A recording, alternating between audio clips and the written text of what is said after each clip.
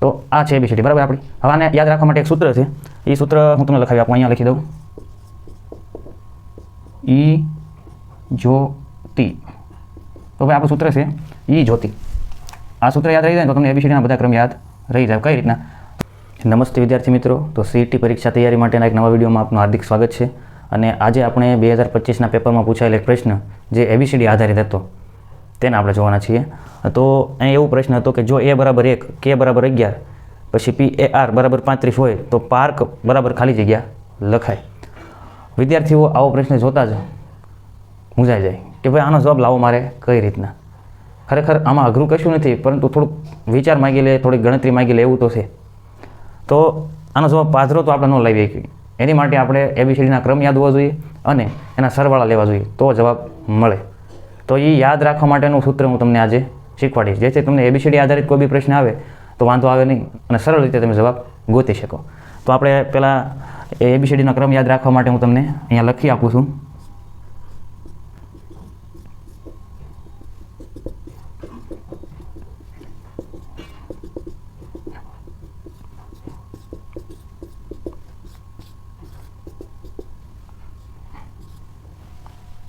તો આ છે એબીસીડી બરાબર આપણી. હવે આને યાદ રાખવા માટે એક સૂત્ર છે, એ સૂત્ર હું તમને લખાવી આપું, અહીંયા લખી દઉં.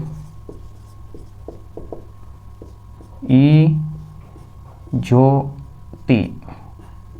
તો ભાઈ આપણું સૂત્ર છે ઈ જ્યોતિ. આ સૂત્ર યાદ રહી જાય તો તમને એબીસીડીના બધા ક્રમ યાદ રહી જાય. કઈ રીતના? તો કે ભાઈ ઈ છે 5મો અક્ષર આવે છે, જે છે 10મો આવે છે, ઓ છે 15મો, ટી છે 20મો અને વાય છે 25મો. તો તમે આખી આ લાઈન જોઈ શકો છો. એ જ્યોતિવાળી લાઈન રહે ને એ બધી 5, 10, 15, 20 અને 25 આ રીતના ક્રમમાં આગળ વધે છે. તો આ છે એ સૂત્ર છે. જો આ સૂત્ર આવડી જાય તો આના ક્રમ ગમે એ હોય તમારે વાંધો ન આવે. હવે માની લઈએ કે આપણે આ જે પ્રશ્ન છે એનો જવાબ ગોતવાની ટ્રાય કરીએ. પાર્ક લખ્યું બરાબર, તો પી બરાબર શું થાય છે? તો જો આપણને ખબર હોય ઈ જ્યોતિ, તો પી કોની પછી આવે અથવા કોની પહેલાં આવે ક્રમ તરત આપણને સમજાય જાય. કઈ રીતના? ઈ જ્યોતિ તો ઓ પછી પી આવે તરત, તો મતલબ તરત ખબર પડી ગઈ કે આ છે એ 16મા ક્રમનો નંબર થાય. અહીંયા 15 ને આ 16, તો અહીંયા પી બરાબર આપણે લખવી 16. ત્યારબાદ બીજું અક્ષર છે એ, તો એનું તો આપણને ખબર પડી જાય 1. ત્યારબાદ આર છે અને કે છે, તો આરનું પણ ગોતી લઈએ. તો આર છે એ ઓ પછી તરત આવે છે, તો ઓ પછી પી, ક્યુ અને આર. તો 15માં 3 નાખવાના 18 બરાબર. 15મું ઓ પછી પી, ક્યુ અને આર એટલે 18મો ક્રમ એ થાય. અને કે, તો હવે એ કઈ રીતના? તો ઈ જો જે કે, ઓકે, ઈ જો તો જેથી ખબર પડી ગઈ, જે પછી કે આવે એટલે મતલબ કે જે છે 10મો તો કે 11મો આવશે, તો 11 અહીંયા મૂકવાના. હવે આ બધાનો સરવાળો લેવાનો છે. તો કે ભાઈ 16 ને 1 17, 17 ને 18 35, 35 ને 11 46. તો આપણો જવાબ બનશે 46. એબીસીડી આધારિત જે પ્રશ્ન હોય છે એ આ ટાઈપના હોય છે. ઘણીવાર ઉલટા ક્રમમાં પણ પૂછી લે છે, પણ મોટા ભાગે આવો પ્રશ્ન હોવાની શક્યતાઓ વધુ હોય છે. હજી એક પ્રશ્ન હું તમને સ્ક્રીન ઉપર બતાવું છું.